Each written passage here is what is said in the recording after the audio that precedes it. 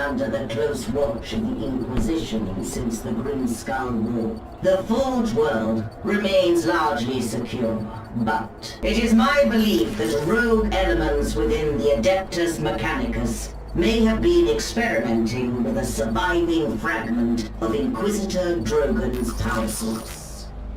Your mission is to assist me in locating a fragment of the power source. This servo skull will guide you. Should you encounter any opposition, you may assume they have been tainted by the ruinous powers. Suffer not the heretic to live. You should assume the situation to be extremely hostile.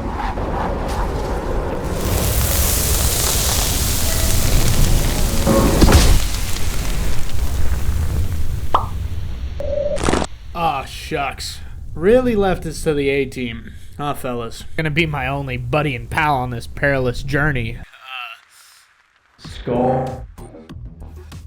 So these elite space marines that have their various viscera all over the place must have been part of a silly prankster chapter. Because none of them brought any tools of war to wage war with, the Emperor's finest humble servants of the Imperium.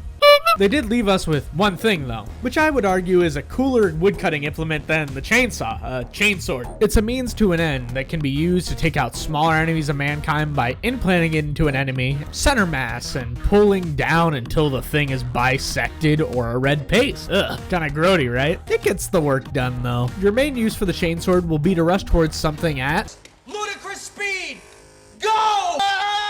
Any game journalist watching this video, you're gonna have to do something you might be a little scared to do, which is pressing a button to move slightly faster or dash. To open a door, then down an inconspicuous vent you find none other than... So about that bolter thing, huh? The bolter is incredibly lore accurate to Warhammer 40k in this game, and for the most part is your main tool that you'll use. Mainly because it can get rid of enemies at a reasonable time, including these low health chaos cultists that just kind of scream when they see you and then try to eliminate you. It doesn't matter too much right now because they're only chaos cultists, especially when you see a place you might have seen before in another universe also plagued by demons. Because the starting area, which I would like to dub the Doom Room, is the starting room of E1M1 from the first Doom game. Man, the architects of Grass sure have a funny sense of humor, don't they? And this is where Skull will notify you that it's purging time, where you purge all over the place, where you need to take out enemies before advancing, which leads you to... The last engagement tested your skills of traversal to see if your legs still worked after that crash, and introduced the bolter to you. The next Chaos Fiesta introduced you to some of the mechanics that you'll need to understand if you want to survive on this planet. The first and most important thing that will make your experience of warfare much more simplified for your cute little head to absorb is toughness and strength. And I don't mean like personal toughness, where you can tell others that your tummy hurts and that you're being very brave about it. Toughness is a damage reduction or armor stat that shows how tough an enemy's armor is, with the stat being used for every enemy, with weapons operating around their own stat called strength, which is kind of like armor penetration, which makes it so weapons that have more strength deal more damage against enemies that have more toughness. So the more strength means it can melt or pierce through armor. Your Space Marine heads-up display shows you the toughness and strength of your weapon, with it even being color-coded for you if it's a little too difficult. It's green if the weapon you have has more strength than they do toughness, it's yellow if you have the same strength as they do toughness, and it's red if you have less strength than they do toughness. Usually, depending on the weapon and the type of creature you're fighting, you'll want to conserve ammo with heavier weapons against smaller enemies, and not use smaller weapons on bigger enemies. And if honesty isn't enough to carry you, there's also secret cheats and boons to find around the battlefield, or treasure or loot for short. This can range from things like normal power-ups that make it so you can do a little bit more damage, like a quad damage in Doom, or have unlimited ammo for a short amount of time. But one power-up you will always find in every single map is a Blessing of the Omnissiah that can buff every weapon in the game, with it having different attributes for each blessing, which usually cater towards a tool being more generally usable and applicable. Like, the one for the bolter gives it more strength, and also brings up its magazine size. You can also find different types of bolt ammunition, which are in their own magazines and added onto the bolter. Besides adding cool and pretty tracer effects and explosions, they also add some other buffs to the bolter, which are kind of miscellaneous, but they're always good. It's usually more damage and fire rate though. And you can also find black hole grenades that are really good for fighting bigger enemies. Oh, I kind of forgot to talk about grenades. One is a normal grenade that has a fuse, and the other one works much like an impact grenade. For those black hole ones I talk about, they're good for bigger enemies, but you could just accidentally use them on smaller enemies every time, like I do. You can use this big bag of tricks you just have on whatever can be found ahead, like, I don't know, maybe something like 3 Black Legionaries. My word! Yep, perfect time to use a frag nade. The Black Legion is one of the original 18 Space Marine legions made by the Emperor of Mankind. Originally, they were the Luna Wolves, led by Horus, and then became the Sons of Horus because Horus became the Horus Heresy. Because he saw a horrible vision of the future where the Emperor is worshipped as a god and all of his sons were missing or dead. Man, talk about accurate. All too accurate. But not because the Emperor willed it. It was basically all unfortunate prophecy and heroes falling to the dark side. The Sons of Horus then became the Black Legion later on because Horus died. And Abaddon now leads them as their de facto leader. And when it comes to choosing a name, third time's a charm, I suppose.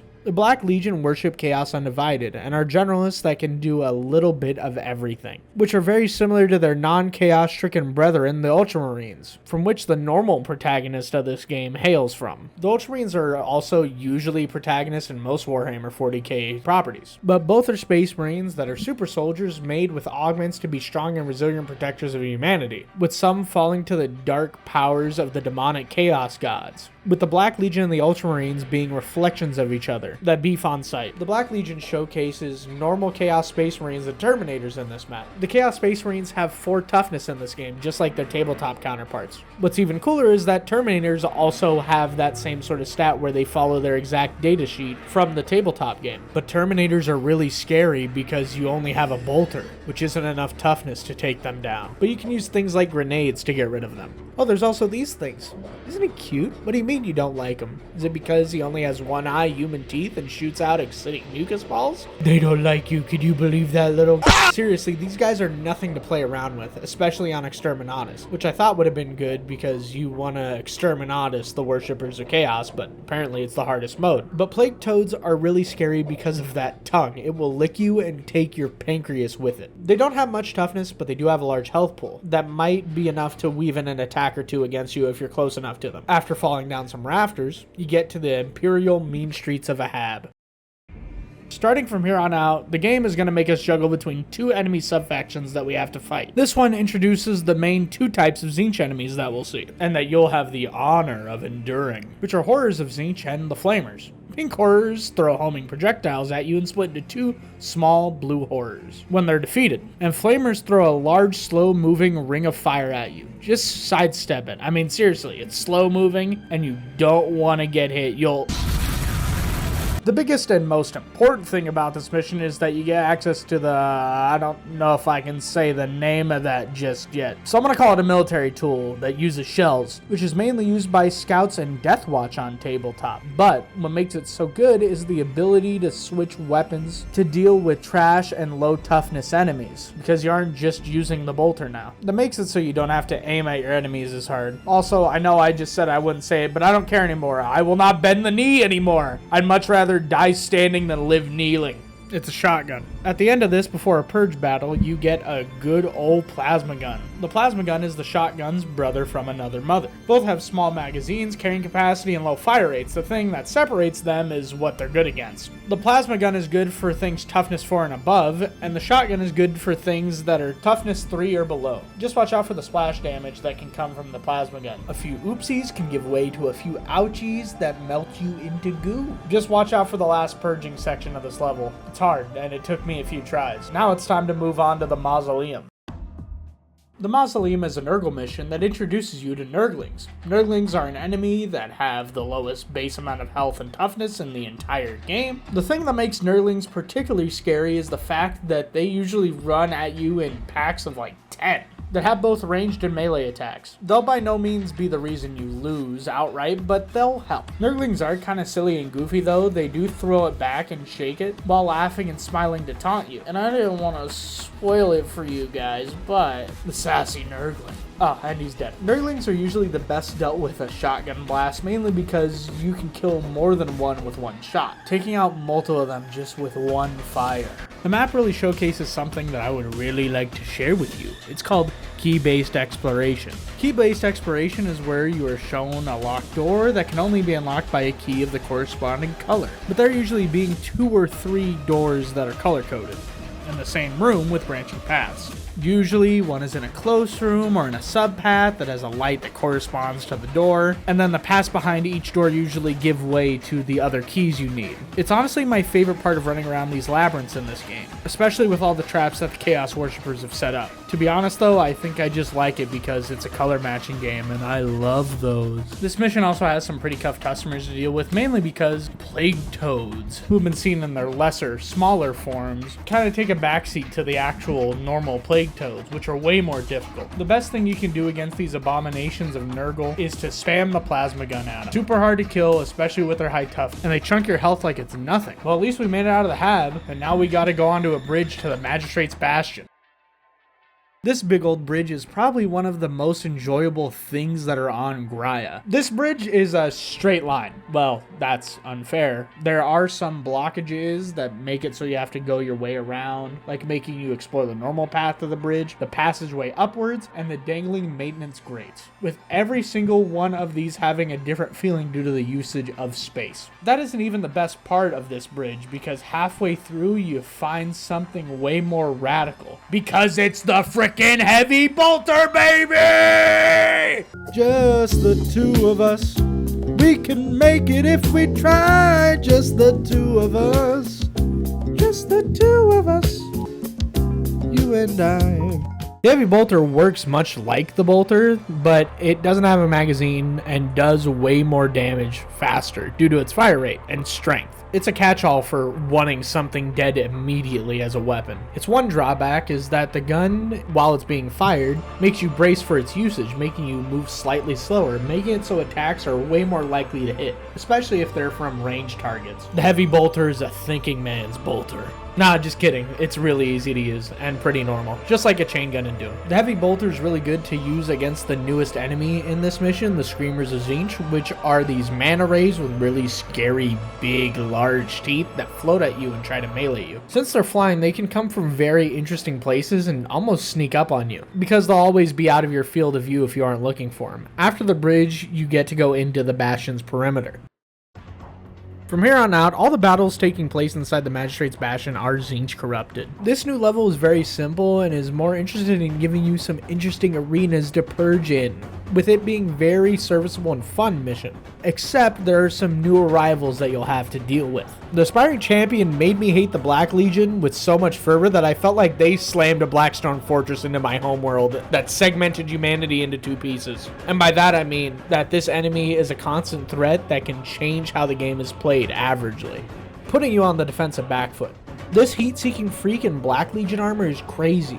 They can match your speed and do 50 damage per melee sling while having a solid amount of toughness. And the worst part is, if you don't do a big enough amount of damage to the Aspiring Champion by double or triple tapping it, the guy when he falls down will pray to his dark gods, looking like Kratos from God of War, saying, "Ares, destroy my enemies and my life is yours." Yeah, right. Eat bolter, heretic. Don't let them back up because they will go up in toughness and they are harder to kill and hit harder. So prepare to die if you don't get rid of them. I'd recommend using the heavy bolter against these guys as fast as you possibly can. You also got the Exalted Flamer, which is like a normal flamer, but you know, exalted. They're basically a flamer with a little bit more toughness and they do lots more damage. And they have a charge up attack. They also have beaks. They use Tzeentch's idea of his demons having beaks being like birds. Pretty cool. Tzeentch also introduces the idea of out of nowhere ambushes, like the ones while you're picking up keys where demons of Tzeentch will spawn as you pick up the key, bring up a sudden ambush with no sound. After breaching the perimeter, you can go into the Bastion proper. This level's kind of forgettable to the point that I forgot that this level existed for a bit until I played it again. This one has key-based exploration that has more Tzeentch ambushes that are pretty by the numbers if you're running through a corrupted sci-fi church and easy to get lost in because everything looks the same. Until you meet, hey, pretty bird. The Lord of Change is a greater demon of the Chaos God Tzeentch, the Chaos God of Fate and Change. And Big Bird over here embodies the powers of Tzeentch, and Lauren, one of these things can take down a planet with their influence. Right now, we're about to see a lore inaccuracy where a single space marine sends a greater demon, banishing it back into the warp. The Lord of Change also can melt you with its space magic. The Lord of Change has a total of 3 attacks. 2 of them are fireball attacks that are sent out. But there is something far more terrifying. It's a purple fire hit scan attack. What the heck? I thought I was the guy that could use hit scan attacks, not you. And it does about 40 damage to you before you can react to it. The best way you can deal with it is from far away, so you can see when the purple flames start up, and to pixel peek it. They also teleport around the arena, being hard to pin down sometimes, especially if you already have some enemies on your doorstep. After you deal with the Lord of Change, probably using the ways of the heavy bolter and plasma gun, you can move on to the last level of this chapter at the top of the bastion. The penultimate level of this chapter is the Peak of Tzeentch Corruption, which allows for some freaky trickery and transportation that ends in a boss fight. You first get to travel into the warp through spooky teleporting supernatural doorways that lead you to a keep in the realm of souls. And then you get into a giant mausoleum that is so corrupted you can see the very warp seeping into the architecture. And then you get into Tzeentch's favorite little trick, a maze. This maze has several doors that flip and change the geometry of the room that messes with you because you have to find a way to escape it by falling into the correct doorways. The final chapter introduces you to the boss enemy of this game, the Sorcerer. The very same sorcerer that used his magics in level 1. Remember level 1?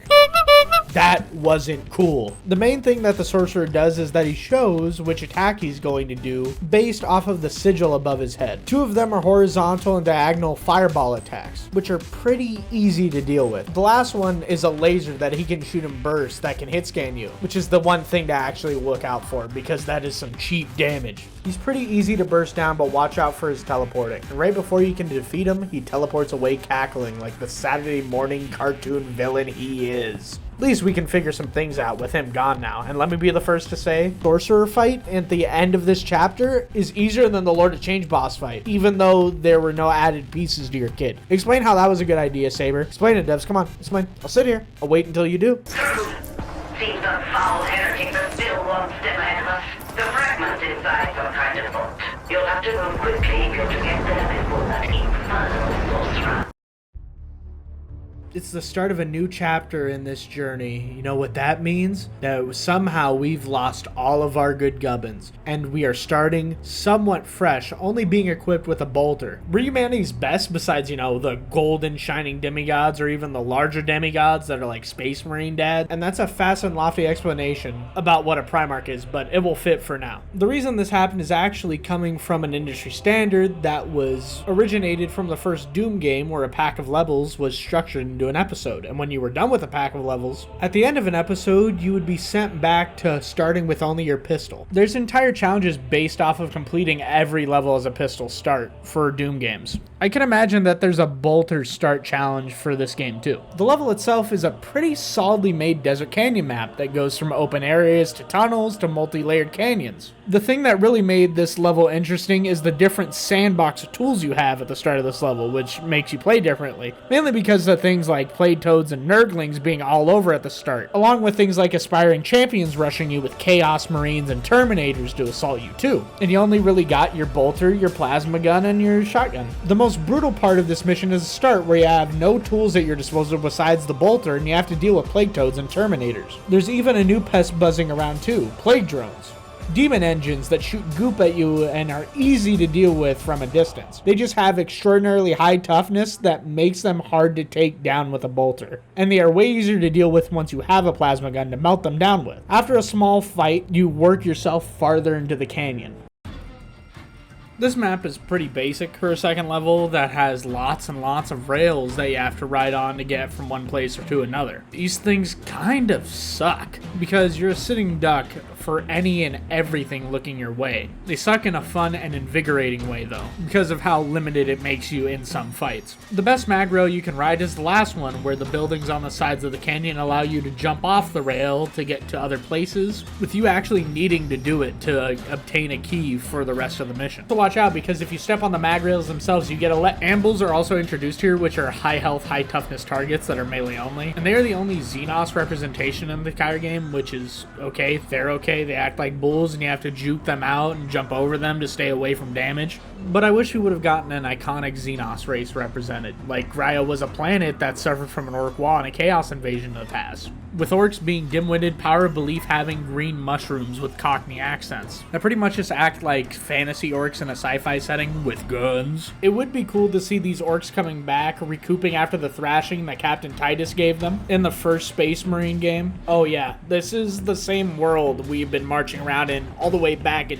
2011 when the original Space Marine game came out, with this game sharing a lot of thematic through lines with Space Marine, including the Black Legion and attempting to use Inquisitor Drogon's power source. All of this is just finishing what Captain Titus started. Oh hey, we're already at the end of the level. Time to delve deep into the canyon. The tunnels beneath would be a really forgettable level because it doesn't have much in the way of exploration if it weren't for two very important things. The first is the introducing of the Ancient Ambull in one of the heaviest combat encounters in the entire game. The difference is that there's some infighting with your enemies, with the Ambulls and the Forces of Chaos duking it out. In that very same area, you find the Vengeance Launcher, which is something of a mine launcher with a rotary barrel. It was developed in the manufactorums of Graia and is a weapon that can be used in the original Space Marine game, where that weapon originally stems from. It really shows that the people who made this game had a respect for the game and the lore that came before it. Because Malum Cato, the protagonist of this game, is a Sternguard veteran that uses a classic helmet and a classic version of the bolter that were mainly used in the 80s, the time period of where games like Doom were made that inspired BOLTGUN. So this entire game is kind of a period piece of 40k, showing what it was like in the 80s. The game also does the best showcase of what it would be like to be a Space Marine in lore, with how fast you go and how impactful your weapons are. You're built like a fridge that can take so many hits, and you have an arsenal of weapons by your side to defeat your archenemy Chaos, just like a Space Marine would do in lore. Except he does like way more. This game is straight up just so okay that I went on a lore dump instead of actually talking about it. On to the next one.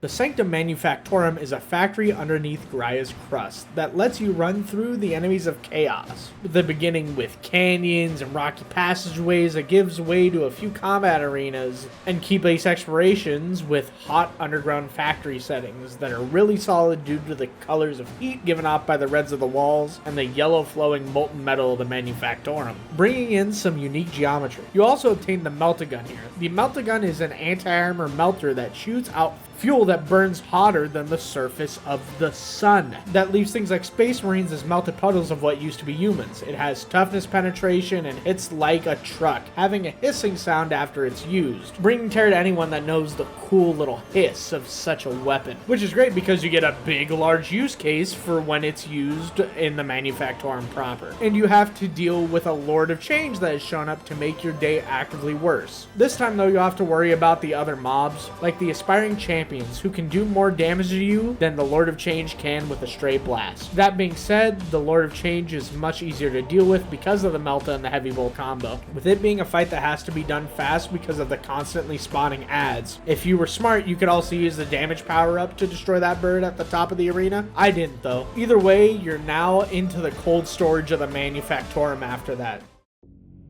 Hidden Sins is a really good time, but it doesn't do many new things, but it has incredibly fun to play through deep vaults with cool colors that get corrupted into red hues during purge sections. Ambulls are showcased to have broken through and started to ransack the facility. I wonder if this is because the planet itself is trying to fight back against chaos, or if it was just a constant issue beforehand with them coming in. The final encounter is a Weaver of Fate, which you are now incredibly well suited to deal with, because you now have the Melta to melt them and the Heavy Bolter to steadily chip away at their health, as well as other things like plasma guns. And if that wasn't enough, you get a Volkite gun in this mission too. Volkite is an old firearm that humanity used in its own golden age before humanity was fractured, and the Emperor of Mankind had to step in with the Space Marines and all that. It was good against armor, but not really good against fleshy targets, even if it is a laser beam. So Volkite weapons lost their spot of primary weapon for Space Marines to bolters, because bolters were more general use, and it they put the fear of mankind into any enemies of mankind by making their friends explode with mini rockets, which I think is way cooler than just a laser beam.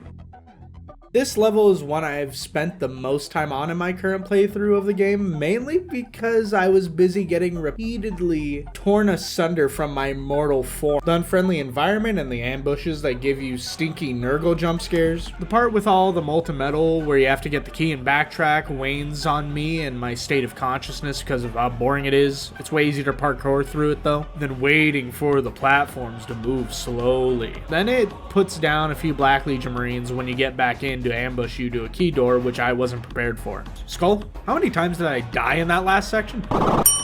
Yeah. Which is even worse because it isn't even supposed to be the hardest part of the level. We have a new greater demon to worry about, a great unclean one. So you remember those Nurgling things, right? Those little guys? So imagine one of those things, but the size of a house, and give it a sword. Give it a thing for familiar love and being joyous and being a way larger plague-spreading vector, and that's a great unclean one. They are the greater demons of Nurgle and look like manifestations of what he might look like in the real world instead of the war. Nurgle is the chaos god of plagues, cycles, familial bonds, and rebirth. Great unclean ones also have 3 moves: a burst of 2 horizontal sword swipes that give a green swing of energy that come out as a projectile, a bile that coats the floor, it's similar to the Plague Toad's attack, which does the same thing, and a more terrifying one, the Nurgling spawner that summons like 50 Nurglings for you to fight, that will overwhelm you while the great unclean one spawns even more. The best way to fight one of these things is to get as far away from it as possible and get as high up as you can and shoot it down by shooting down at it, and easily dodge its sword attack swings. Also, look at what these guys look like cleaned. Ugh.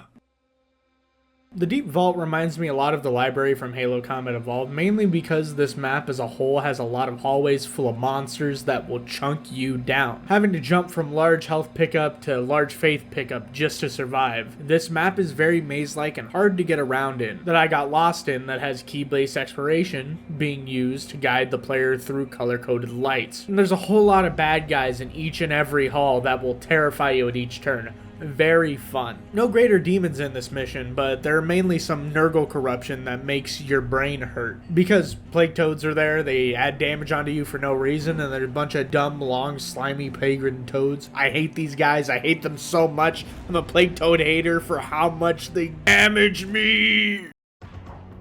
Now you're in the vault, and that power source shard is close. Whatever it is. You'll just have to go through a few harrowing rooms of chaos worshippers and then traverse across a giant pit holding the knowledge of humanity on its walls with a servo skull standing the books as you fly. This level introduces the use of jump packs, allow you to get across large gaps. Unfortunately, they aren't charges that you get to use anywhere that you get to pick up for the jump pack. Instead, you get slingshotted in a general direction with you picking it up instantly. You can strafe a little bit in each direction, but it usually doesn't help you because wherever it's pointing at is the direction you want to go to anyways. And this mission allows you to go from platform to platform and get onto little cramped areas. And you can deal with some pretty cheap hits because of how cramped these areas are, which sets you up poorly for the hardest encounter in the game. Thank goodness I'm pretty much straight up cheating because a metal skeleton with a hunchback gave me this cool knickknack that makes it so I get sent back a few moments before I meet my unfortunate passing because man, I died a lot. The sorcerer appears to you in a small contained area with things like Terminators, Plague Toads, and Plague Drones, with the sorcerer himself having an extra trick up his sleeve. He can act like Voldemort and make one of his allies a Horcrux where no damage will come to him while the enemy still lives. I've also never watched or read any Harry Potter books, so if somebody could tell me if that was an apt comparison, it would be much appreciated. The best way to fight against the sorcerer is to use the Melta and Volkite gun with extreme prejudice, chunking the sorcerer and his lackeys before more can spawn, and they can grind you down. Before you can finish him off, the coward disappears yet again, along with a fragment of the power source. Oh no, Skull, he has the fragment. That means he has the fragment, and that is bad. The sun is already not looking good, and now with that he could corrupt it and make it explode, or make it a warp rift, or something. If we don't stop him, billions will die. We have to find them. That thrown down sorcerer aboard the crown. He's using the fragment energy to reverse the warp drive, expanding the rift, fight away a wall, and put a bolt round from the traitor's skull. New chapter, you know what that means. Time to get onto the ship that just got chaos invaded and drop weapons that we might need, like the BOLTGUN and Volkite weapons and the heavy bolter and pretty much everything else besides the bolter. This mission has Emperor's Champions, Terminators, and some Tzeentch demons too to start you off. And, oh man, this cannot be OSHA regulated. Throughout this level of the ship, you will be drip fed the bolter, shotgun, heavy bolter, and Volkite, which is actually a really interesting starting kit to deal with, especially because of the amount of enemies you're going to have to fight. Now you don't have the plasma gun, but now you have to use Volkite weapons to work around things you have to deal with. It's different from what had been done in the other chapters, and this one really forces you to experiment, which is interesting, unlike how they give you everything back immediately at the start of the first two missions. Don't you think, Chapter 2? The level of this ship is a trek across a lava canal that you need to go through and follow like a river and then go over to get to the other side. This mission's really darn good with the usage of monster closets and nurglings to jump scare you, but it's a pretty easy run up until you reach the coolest combat encounter in this level, because in a room that's mostly barren with only some enemies in it, you get something very special. To occupy your last weapon slot, it's the grav gun, which for all intents and purposes is its own very legally distinct BFG, which isn't a big friendly giant if you're wondering. It's a really big gun that does something special for you to abuse against the forces of chaos. The grav gun warps gravity through some cool sci-fi technology, making the target crush itself brutally under its own weight. It works the best against larger targets who can be crushed under its weights, turning its organs into jam and its bones into shards, making things like greater demons really easy to get rid of. But there's nothing else in this room, so I guess we can go up this elevator and move on. In a unique encounter, we go into a malfunctioning elevator that fails halfway through its climb to only come back down, where we have a wave of cultist marines, nurgle demons, and other monstrosities to fight you, all crammed into one room that slowly opens up to spawn more monsters and give ammo, faith, and health charges. After that, you can finally cross the lava lake, and right before you get out of this area though, you enter a large fuel vat that starts to fill up. You would think that this is scary because lava is rising, but it really isn't, because it raises up so slowly and your character can move so fast. Take a brisk stroll upwards, and at the top should be your exit onto the forge of the ship. This level of the ship is very short compared to everything else and is easy to traverse. It lets you find more weapons that you've been missing, like the Vengeance Launcher, and I wouldn't say there's anything exactly special in this mission, except for the fight against the Lord of Change in a really cool arena. You can easily destroy the grav gun and Volkite weaponry and other weapons like it, really showing how much power you've got. You now have every weapon for each one of your issues in your way, and the arena itself has enough symmetrical layers and cubbies to promote a bunch of different playstyles. There's only one way to get to the commanding decks on the ship: the Grand Lift. Citizens of the Imperium, Xenos that might be watching, and Chaos Worshippers, welcome to the peak. Not like the height of the ship, but the height of my enjoyment on this little deployment around Garaya and above that we've had. Grand Lift for me is like a theme park attraction because of how well designed and solid the level is. The way it's designed works like this: you need keys to go up on an elevator and to move it, but you need to find those keys in offshoots of areas that the lift itself docks on when it goes up. Every time you move this Grand Lift, the forces of chaos assail you and try to stop you from reaching your goal. But when you put in new keys, stashes, and upgrades, and other items around the lift open up to you. It allows you to get really nice and comfortable with the Grand Lift, letting you familiarize yourself with your surroundings. And the thing that really makes this level truly great, on top of everything I just said, is the escalation that each fight brings to the next, always returning to the lift. All of this culminates in a giant fight with the Great Unclean One and Plague Drones, and much, much more. I know the way I'm explaining this is incredibly simple, but that's because the simplicity in this level is what makes it so great. With diverse encounters, fun to traverse geometry, and everything unlocked for you, it's just the best. But before you can save the rest of the ship, you do have to take out the gun deck. This one is a tight confined mission that has hordes bear down upon you in small rooms that is pretty easy and fast to run through, mainly because you have one of each weapon and are able to rely on your power set, having a concrete answer for every possible situation. That makes it, in a way, that you have become powerful. You now embody the power of the Space Marines, especially the secret power of the Ultramarines. Because throughout the entirety of the setting of Warhammer 40k, the Ultramarines are known for basically carrying the Imperium on their back at times. Being able to pull the Imperium back from the brink of destruction constantly. And none are better at doing that than the named Space Marines. The ones that are important enough to have names, that is. They're ones that can take down adversaries above their weight class and sometimes single-handedly purge an entire planet of threats for humanity. And you are one of them now. You are unstoppable. The forces of chaos are desecrating the remains of the ship's servants, the Adeptus Mechanicus. They are the machine-worshipping cult of Mars. They operate pretty much as the tech support and manufacturers for humanity in the 41st millennium. They're the only people who really know how to make machinery work anymore, so they are very much needed, even though they go through operating machines as if they were holy relics that need incense burned and rituals done, when in reality they could just press a button to turn a machine on. And the demons of Tzeentch are all over this joint. You have a Lord of Change to deal with, and by that I mean you're gonna have to use your grav gun to get rid of it easily, as all tats are for Ultramarines. But now we've gotten to the engine and the warp drive. It's time to end this. In this ceaseless tread upwards to finally get towards the sorcerer, there are a few combat encounters you have to deal with first. Aspiring champions, nurglings, playtoads become the real main issues because of how many of them show up, and how they can get cheap pot shots at you, which make it so you have to be really careful. With a Great Unclean One at the very top, you have to fight in close quarters combat. Thankfully, we are Ultramarines, and Ultramarines can use their brains for tactical prowess and not governing. Wait, what do you mean that the Ultramarines are characterized by their leadership and ability of governing and battlefield superiority?